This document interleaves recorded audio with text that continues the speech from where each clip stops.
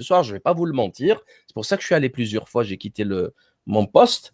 Parce qu'il y a un article qui vient de sortir, encore une fois, du torchon du Point. Ouais. J'ai attaqué des gens en justice, qui explique, alors il a été repris par Valeurs Actuelles.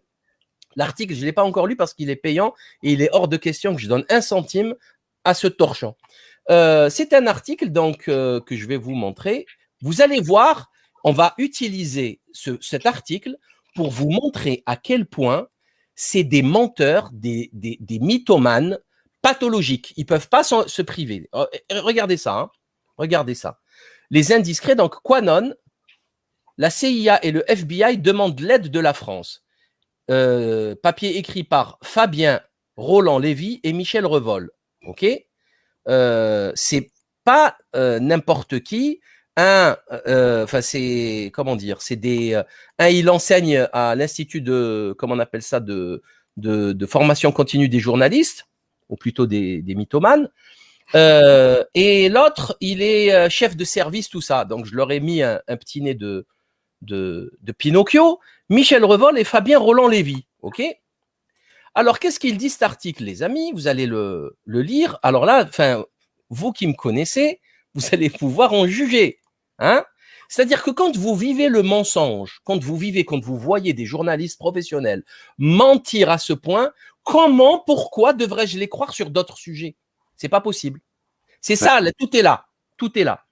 Et surtout qu'ils ne font pas leur travail. Alors, regardez. Hein.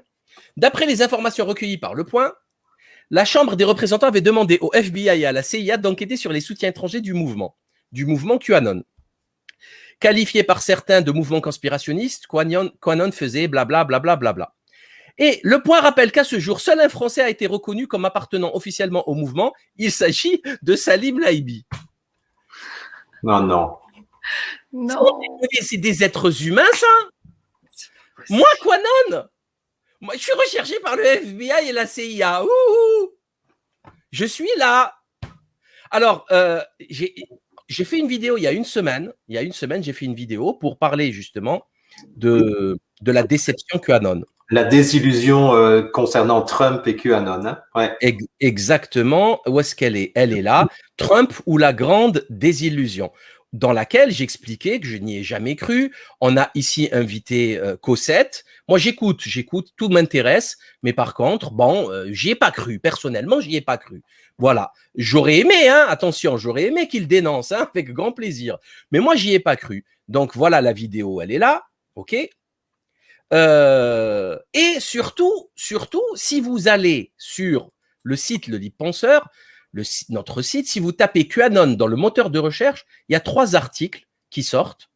Un sur les Frédéric Lordon qui en parle, un Facebook va interdire les messages anti-vaccins et un manifestation à Boston contre la vaccination grippale obligatoire. C'est tout. Voilà, OK ? En d'autres termes, d'abord, j'aimerais bien comprendre qu'est-ce qu'ils leur veulent à ces QAnon, à part, la liberté d'expression, c'est quand même le premier amendement américain. En France aussi, c'est assez sacré, même si c'est piétiné de plus en plus. De quoi je me mêle, quoi? Ils ont des théories, de quoi je me mêle? Est-ce que c'est illégal? Est-ce que c'est illégal de penser que le système est pourri? Le système est pourri, c'est connu. Des pédocriminels dirigent la France. Hein, Olivier Duhamel, son ami Jean Veil qui fait la pluie et le beau temps dans ce pays qu'il a couvert, il viole des gamins, ses propres beaux enfants, il les viole pendant des années, et là on est censé dire quoi? On est censé faire comme si de rien n'était, dire non, on est en démocratie, bien. Non, c'est pas sérieux tout ça. Il y a que des pédocriminels qui dirigent ce pays. On peut commencer par les médias, la haute couture, les avocats, les journalistes, les politiciens, Sciences Po. On a vu comment il avait fini Richie, hein, dans un hôtel new-yorkais, dans une partouze avec des minots qu'il a chopé là-bas, des genres de prostituées de luxe. C'est une société décadente, totalement dégénérée, on a le droit de le dire, parce qu'en plus, c'est avec notre pognon. Je paye beaucoup d'impôts, directs et indirects. J'ai le droit à la parole, je fais ce que je veux. Moi, maintenant, ce qui me dérange, ça a été repris aussi par Spoutnik, donc je vous l'annonce tout de suite, les amis, procès direct. En diffamation, on va bien s'amuser, on va bien rigoler, on va deux journalistes chevronné, un qui enseigne à la truc de formation continue du journaliste. T'as pas honte, sans déconner. C'est pathétique. C'est pathétique. Pas un coup de fil. Le mec, qu'est-ce que ça veut dire? Le mec, ça veut dire que même pas il envoie un mail, même pas il est allé sur notre site, même pas il est allé sur la page YouTube, il n'aurait pas trouvé le mot-clé Quanon. Comment je pourrais, moi, faire la propagande d'un mouvement sans le citer? C'est absurde. C'est complètement débile. Et en plus, depuis le mois de juillet, depuis cet été, donc normalement, il aurait dû y avoir, je sais pas, au moins une convocation, un coup de fil des services, renseignements. Rien, où est Lou?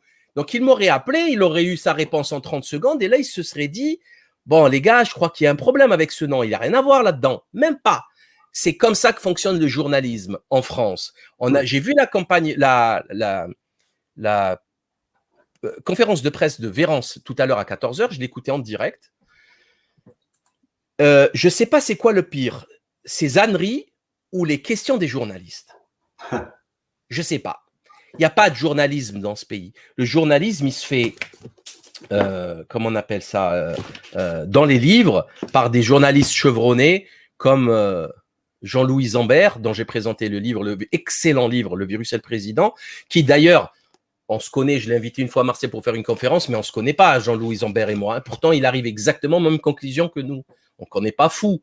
Hein, un type spécialisé dans la finance, les scandales bancaires, etc., et maintenant le terrorisme international, il arrive aux mêmes conclusions que nous. Ça, c'est du journalisme. Mais ça passe pas dans les journaux torchants, serpillères, mainstream, financés à coût de 2 milliards d'euros annuels par les subventions publiques. Est-ce que maintenant, vous comprenez, les gens qui m'écoutent, vous m'écoutez, il y a 138 000 personnes qui m'écoutent régulièrement, pas quotidiennement, mais régulièrement. Vous savez très bien que je fais pas partie de QAnon et que j'ai jamais adhéré à leur. J'ai toujours critiqué Trump et j'ai toujours trouvé Trump mou et contre. Il y a plein de contradictions. Je les ai citées, tranquille. Chacun pense ce qu'il veut. Comment peuvent-ils dire ça? Ça veut dire qu'ils mentent. À partir du moment où ils mentent sur ça, ils mentent sur autre chose. Soit par mensonge direct, soit par omission, en omettant de dire les choses. Dans tous les cas, c'est le même résultat, c'est de la désinformation, de la propagande. Donc, voilà, ça vient de sortir, on me l'a envoyé pendant que je vous parlais. J'ai reçu d'un ami le SMS. Du coup, je suis un peu... Là, je vais aller me procurer ce torchant, le lire, le détailler et envoyer tout ça à mon avocat dès demain pour déposer plainte contre ces... Vous comprenez pourquoi la France va mal? Voilà. Parce que c'est un milieu incestueux, endogame, où ils se marient entre eux. Vous savez, et très souvent, les hommes politiques se marient avec des journalistes. Hein, DSK et Anne Sinclair, Kouchner et Christine Ockrent, comme il s'appelle l'autre, enfin, avec... la Black, comme elle s'appelle, qui présentait le journal avec... bon, j'oubliais les noms. Bon, il y a plein de couples, hommes, femmes, politiciens, médias, sans parler, je sais pas, il y a que ça, ok? Donc c'est très endogame, c'est très incestueux tout ça. Donc ils se protègent les uns les autres, et c'est un des plus gros problèmes de cette crise sanitaire, c'est que c'est la diabolisation médiatique du professeur Didier Raoult et de tous les traitements, la diabolisation de toute parole discordante, le mensonge, la propagande, maintenant la diabolisation.